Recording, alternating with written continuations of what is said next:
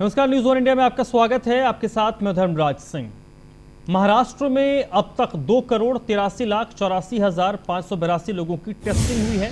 इनमें से 48,80,542 report positive आई। फिलहाल राज्य में 38,52,501 लोग होम क्वारंटीन में हैं। 32,174 लोग इंस्टीट्यूशनल क्वारंटीन में हैं। इस प्रकार राज्य में सक्रिय संक्रमितों की संख्या 6,41,596 है। बीते बुधवार को कोरोना से ठीक होकर 57,006 लोगों को घर भेजा गया है। वहीं मुंबई की अगर बात करें तो मुंबई में कोरोना के 3,882 नए मामले आने से संक्रमितों की संख्या 6,65,57 हो गई है, जबकि 77 मरीजों की मृत्यु हुई है।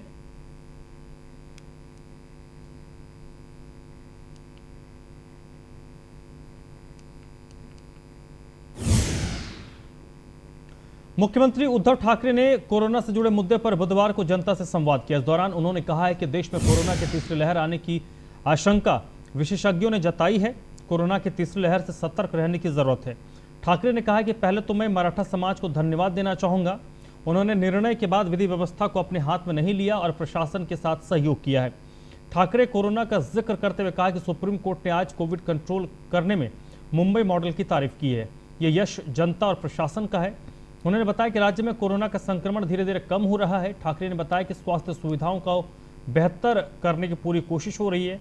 उन्होंने कहा कि वैक्सीन के बारे में मैं केंद्र पर आरोप नहीं लगाऊंगा, लेकिन इतना कहूंगा कि जैसे जैसे हमें वैक्सीन उपलब्ध होगा हम वैक्सीनेशन की गति बढ़ाएंगे। 12 करोड़ डोज खरीदने की हमारी तैयारी है। रोजाना 6 लाख डोज की हमें जरूरत है। हमारी क्षमता रोजाना 10 लाख डोज वैक्सीनेशन की है। उन्होंने कहा कि हमें हर रोज 1700 मीट्रिक टन ऑक्सीजन की जरूरत है। हम हर रोज 1200 मीट्रिक टन उत्पादन कर पा रहे हैं, बाकी हम दूसरे राज्यों से मंगवा रहे हैं।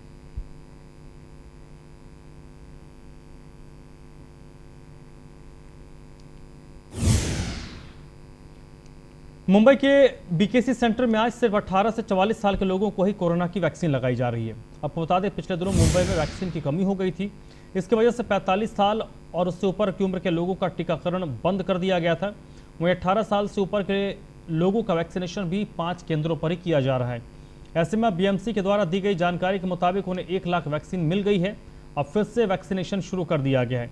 आज बीकेडी वैक्सीनेशन सेंटर पर वैक्सीन की कोई दिक्कत नहीं है। आसानी से पूरी सुरक्षा के साथ लोगों को वैक्सीन लगाई जा रही है।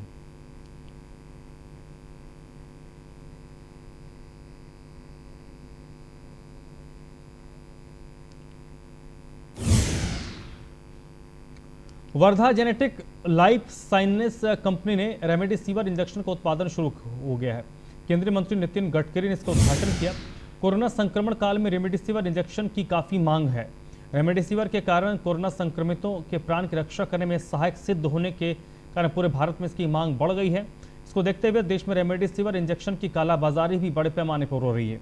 वर्धा में MIDC परिसर से जेनेटिक दवा निर्माता कंपनी को केंद्रीय मंत्री नितिन गडकरी के सहयोग से रेमडेसिविर उत्पादन सभी की मदद के लिए जल्द ही उपलब्ध करवाई गई थी।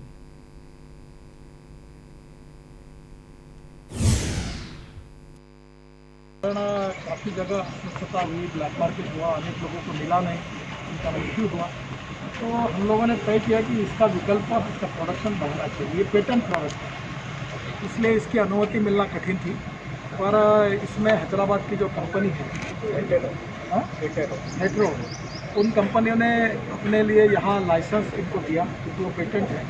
और इसकी परमिशन लेते लेते बहुत अड़चनें आई थी। देश में पहली बार ये जेनेटेक को ही केवल अभी यशस्वी हुए हैं और इसलिए आज यहाँ प्रोडक्शन शुरू हुआ। मैंने अपने आंखों से देखा, अंदर तो सब लोग जा नहीं सकते, तो मुझे बहुत तसल्ली हुई। यहाँ 30,000 इंजेक्शन पर डे तैयार होंगे और विशेष रूप से हमारे जो जिलाधिकारी हैं उनके थ्रू ही हम लोग पहले इसका। कोरोना संक्रमण के कारण मरीजों को खून की कमी आने लगी, जिसको देखते हुए जालना में भारतीय जनता पार्टी ने पहल की। जिला सामान्य अस्पताल जन कल्याण रक्तदान शिविर का आयोजन किया गया। आयोजन जूना जालना स्थित कालुका माता मंदिर में हुआ। रक्तदान शिविर में नागरिकों को बीजेपी के जालना जिले के सांसद और केंद्रीय मंत्री राव साहेब थानवे ने प्रमाण पत्र वितरित किया। जालना जिले के सांसद भारतीय जनता पार्टी के केंद्रीय मंत्री राव साहेब थानवे ने कहा कि राज्य भर में रक्तदान करना ज़्यादा से ज़्यादा लोगों की मदद करना है, ये भारतीय जनता पार्टी ने सूचित किया है। अपने कार्यकर्ताओं के इसी सिलसिले में रक्तदान शिविर का आयोजन किया गया। इससे कार्यकर्ताओं को प्रोत्साहन मिलेगा।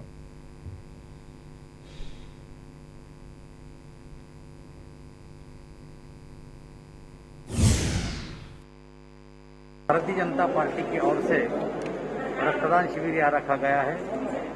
राज्य भर में रक्तदान करना और ज़्यादा से ज़्यादा लोगों की मदद करना, ये भारतीय जनता पार्टी ने अपने कार्यकर्ताओं को सूचित किया है। उसी कड़ी में इस शिविर का आयोजन किया गया है और मुझे ऐसा लगता है कि इससे कार्यकर्ता को भी प्रोत्साहन मिलेगा और शासन को भी इसके जरिए रक्त मिलेगा।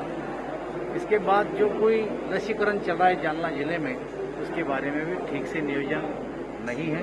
ये नियोजन करने के लिए मैंने कलेक्टर से बात की। भारतीय जनता मुंबई के दहिसर कोविड केंद्र के बाहर नागरिकों की भारी भीड़ देखने को मिल रही है। वहीं कुछ लोग सुबह से यहां लंबी लाइन लगाकर खड़े हैं, लेकिन अचानक को वैक्सीन खत्म होने की सूचना मिलने से लोगों को काफी परेशानी हो रही है।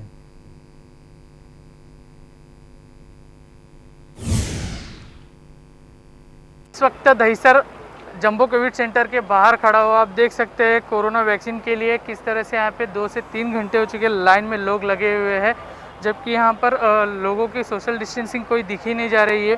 दूसरी बात यह है कि यहाँ पर कोरोना वैक्सीन के लिए जो लोग आए हुए हैं वहाँ पर दूसरी डोज जो है वो ख़त्म हो चुकी है। लोगों को कह दिया गया है कि दूसरी डोज अवेलेबल नहीं है, तो लोग जो पहले डोज के लिए लाइन लगे हुए हैं वहाँ पर, वही जो दूसरी डोज लेने आए थे उनसे जानते हैं क्या बात।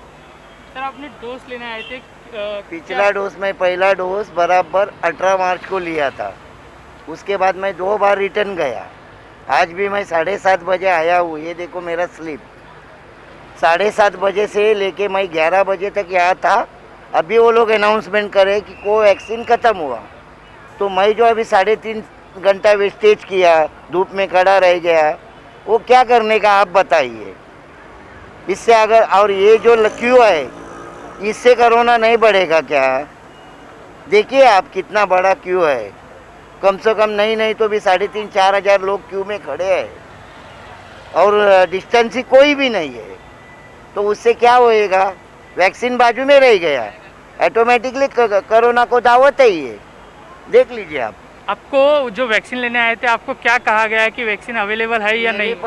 मैंने पहला कोवैक्सीन लिया था, तो मुझे वही लेना है। कोविशील्ड मेरे को फ़ायदा नहीं। तो अभी 11 बजे वो लोग अनाउंसमेंट कर रहे हैं कि आउट ऑफ स्टॉक है, तो क्या करेंगे आप बताइए, आप खुद बताइए। हाँ, वीडियो जर्नलिस्ट विनय के साथ अर्जुन मलिक, न्यूज़ 1 इंडिया, मुंबई। इस वक्त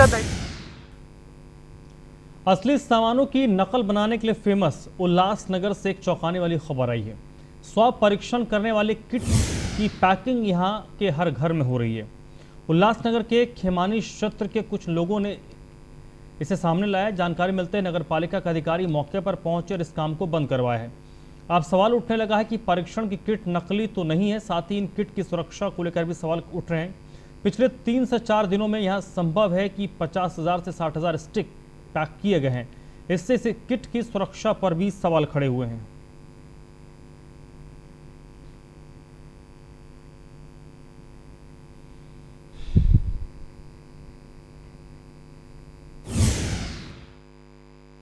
कोरोना के संकट में इंसानियत के कई रूप दिखाई दे रहे हैं।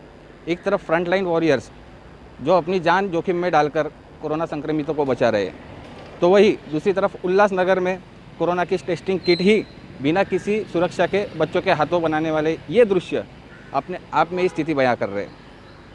Ajay Kalyane, news 1 India, Ulhasnagar, Thane. Corona के संकट में इंसानियत के कई रूप दिखाई दे रहे हैं। एक तरफ फ्रंटलाइन वॉरियर्स जो अपनी जान जोखिम में डालकर कोरोना संक्रमितों को बचा रहे हैं। कॉमेडियन सुनील पाल के खिलाफ मुंबई के अंधेरी पुलिस स्टेशन में मामला दर्ज हुआ है। सुनील ने एक वीडियो अपलोड किया जिसमें डॉक्टर्स पर कोविड संकट की आड़ में मानव तस्करी का आरोप लगाया है। कोविड के वक्त फ्रंटलाइन पर काम करने वाले डॉक्टर्स का मजाक उड़ाने और उनके खिलाफ अपमानजनक शब्दों का इस्तेमाल करने को लेकर डॉक्टर के एक एसोसिएशन ने अंधेरी पुलिस स्टेशन में मामला दर्ज करवाया। वायरल वीडियो में पाल ने कहा कि डॉक्टर भगवान का रूप होते हैं, लेकिन 90% डॉक्टर लोगों को डरा रहे हैं। मरीजों से धोखाधड़ी की जा रही है, गरीब लोगों को डराया जा रहा है। मामला अंधेरी पुलिस ने मामला दर्ज कर लिया है और अब इस मामले की जांच कर रही है।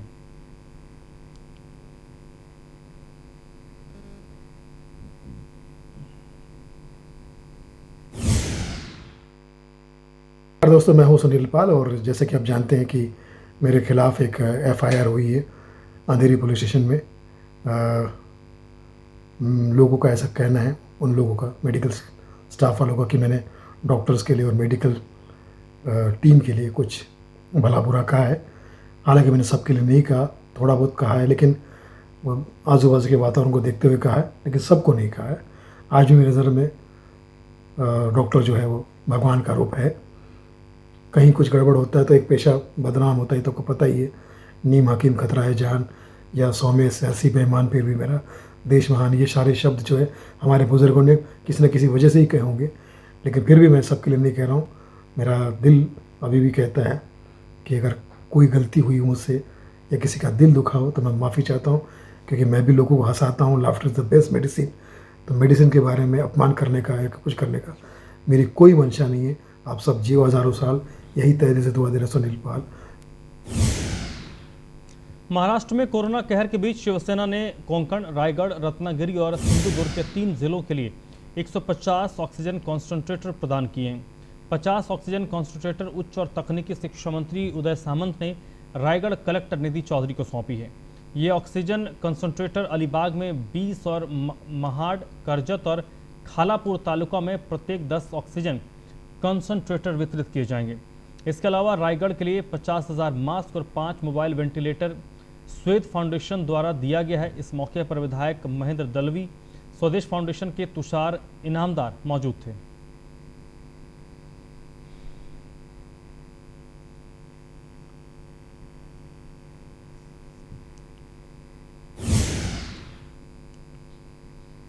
गढ़चिरौली जिले में रोजाना कोरोना मरीजों की संख्या बढ़ रही है। गंभीर हालत को देखते हुए गढ़चिरौली विधानसभा क्षेत्र के विधायक डॉक्टर देवराव होडी ने चामोरसी तहसील के आष्टी ग्रामीण रुग्णालय में पहुंचकर स्थिति का जायजा लिया। साथ ही अधिकारी और कर्मचारी को आदेश दिया है कोरोना मरीजों के इलाज की पूरी व्यवस्था होनी चाहिए।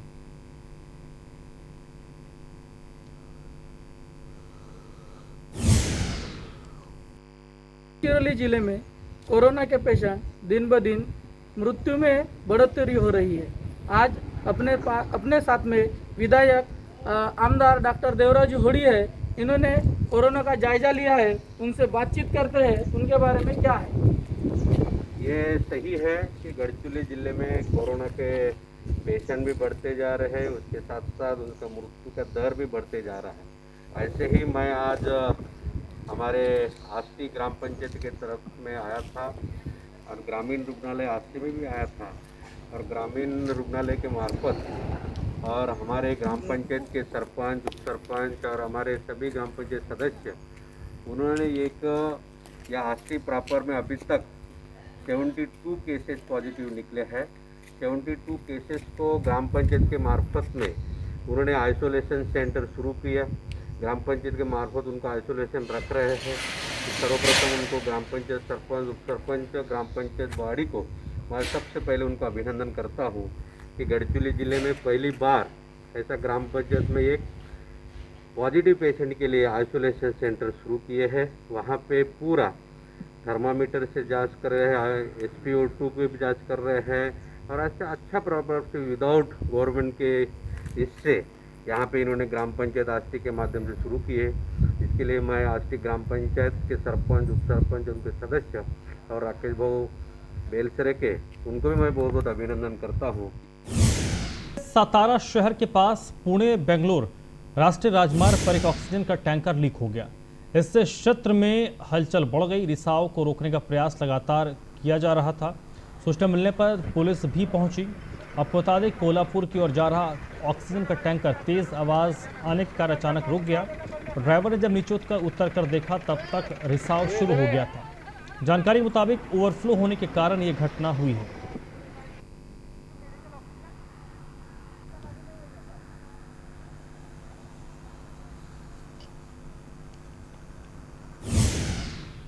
कोरोना काल में जरूरतमंद लोगों के लिए सोशल वर्कर निकिता राठौड़ ने सराहनीय पहल की है। निकिता ने औरंगाबाद के शिल्पनगर सोनिया नगर, हुसैन नगर के ज़रूरतमंद लोगों को आज 1 क्विंटल चावल, खिचड़ी के 250 डब्बे और मास्क वितरित किए हैं। दामनी पथक प्रमुख निर्मला निम्भोरे की मौजूदगी में कार्य हुआ। मौके पर रिया डुकरेकर, गणेश देशमुख भी मौजूद थे।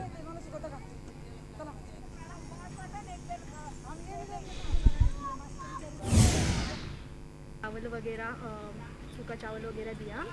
अभी कोविड के इस टाइम पे सबको कुछ ना कुछ प्रॉब्लम हो रहे हैं, तो इसलिए हमने ऐसा सोचा कि अपने तरफ से जितना हो उतनी कोशिश हम कर सकते हैं किसी की मदद करने की। इसलिए हमने निमोरे मैडम जो दामिनी पथक के हेड है, उनके हेल्प लेके हमने यहाँ पे कांटेक्ट किया। चावल वगैरह कोरोना के फैलने के कारण जिले में सुबह 7 से 11 बजे तक आपातकालीन सेवाओं को अनुमति दी गई। हालांकि 11 बजे के बाद भीड़ पर रोक लगाने के पुलिस और प्रशासन की एक संयुक्त टीम को तैनात किया गया है, क्योंकि कई लोग सड़कों पर बेवजह घूमते नजर आ रहे हैं। ऐसे लोगों को मौके से पकड़कर उन पर सख्त कार्रवाई करने का आदेश दिया गया है। साथ ही लोगों का रैपिड टेस्ट भी कराया जाएगा। वहीं अगर टेस्ट रिपोर्ट पॉजिटिव पाई जाती है तो उसे एम्बुलेंस में जिला सरकारी अस्पताल भेजा जाएगा। पुलिस अधीक्षक राज तिलक रोशन ने नागरिकों से अपील की है कि ऐसे वक्त में प्रशासन का सहयोग करें।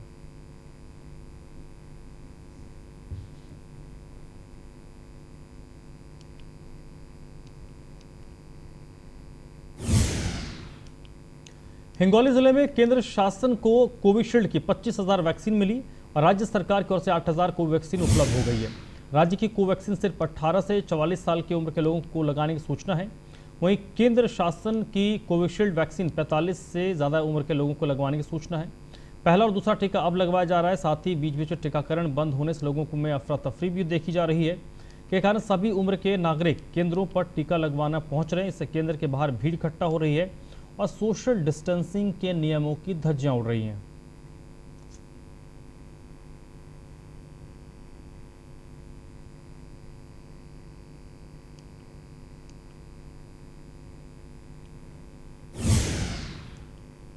कोरोना के बढ़ते डर को देखते हुए सरकार ने अब 18 साल से अधिक उम्र के सभी नागरिकों को टीका उपलब्ध करवाया। इसलिए अब टीकाकरण केंद्र पर नागरिकों की भारी भीड़ के साथ ही स्वास्थ्य व्यवस्था की धज्जियां उड़ रही हैं। एक वक्त में सैकड़ों लोग टीकाकरण के लिए आ रहे हैं और टीकों की कमी के कारण लोगों को वापस लौटना पड़ रहा है। पहली खुराक के 45 दिन के बाद दूसरी खुराक लेना अनिवार्य है। हालांकि बढ़ती आबादी और टीकाकरण के लिए अपर्याप्त स्टॉक के कारण नागरिकों को वक्त पर दूसरी खुराक नहीं मिल पा रही। इस कारण धुले के बीजेपी व्यापारियों ने गठजोड़ में जिला प्रशासन को एक बयान सौंपकर टीकाकरण केंद्र के साथ साथ वैक्सीन के स्टॉक में वृद्धि की मांग की है। उन्होंने वरिष्ठ नागरिकों और दूसरी खुराक लेने वालों के लिए अलग टीकाकरण केंद्र के विस्तार की मांग की है।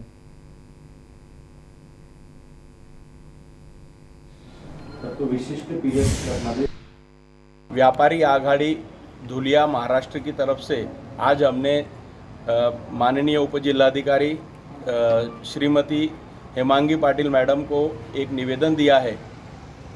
जो अभी कोरोना वैक्सीनेशन का मुहिम चल रहा है, वो मुहिम के अंतर्गत जिन्होंने पहला डोज लिया है उनको दूसरा डोज एक विशिष्ट समय के अंदर ही दिया जाना चाहिए।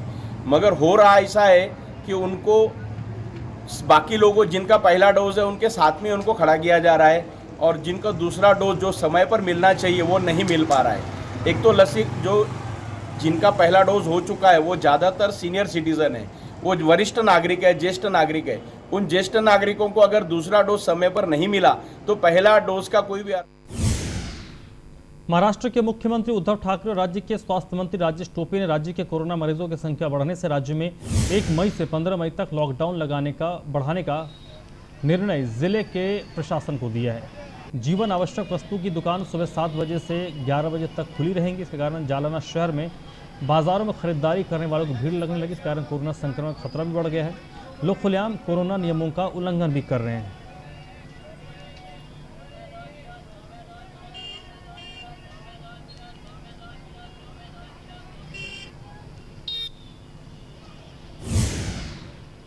सतारा जिले में आरक्षण के समर्थन में 42 दिनों के लिए उपवास करने वाले मराठा समुदाय के युवाओं ने मुंडन कर सरकार का विरोध किया है।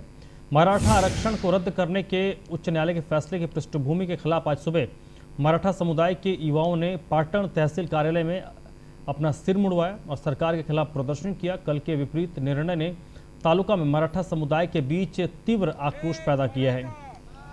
आज मराठा समुदाय के राजनीतिक नेताओं के विरोध में यह आंदोलन किया गया।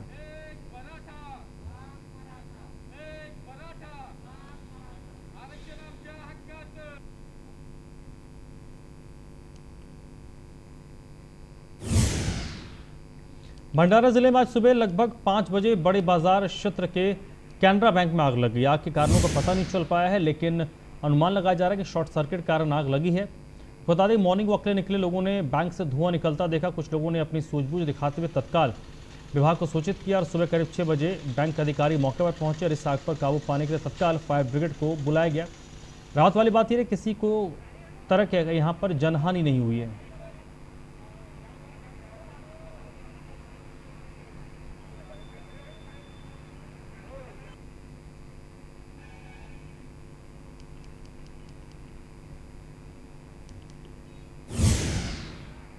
मुंबई पुणे एक्सप्रेस हाईवे से खोपोली एग्जिट के द्वारा इंदिरा गांधी चौक पर सीमेंट की बोरी से भरा ट्रक अनियंत्रित होकर पलट गया। ट्रक चालक ने ट्रक से छलांग लगा दी, लेकिन एक अन्य ट्रक चालक के साथ एक पैदल यात्री की मौत हो गई है।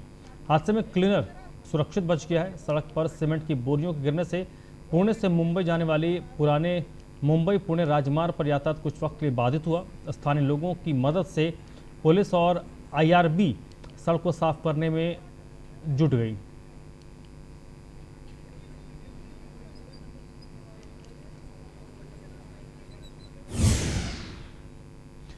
नागपुर ग्रामीण के उमरेड ने पुलिस प्रशासन की ओर से अवैध मोहा दारू उत्पादकों के खिलाफ कार्रवाई की है। इस कार्रवाई में पुलिस की ओर से 7 लोगों को गिरफ्तार किया गया। खबर की सटीक जानकारी मिलने पर नागपुर पुलिस अधीक्षक और SDPO के नेतृत्व में उमरेड और भवानीपुर थाना अधिकारियों कर्मचारियों ने इस कार्रवाई को अंजाम दिया। अचानक इस कार्रवाई से अवैध दारू उत्पादकों की हालत खराब हो गई है।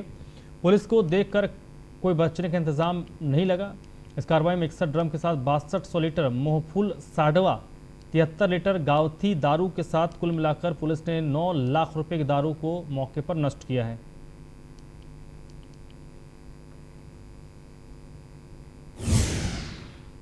इस बुलेटिन में फिलहाल इतना ही।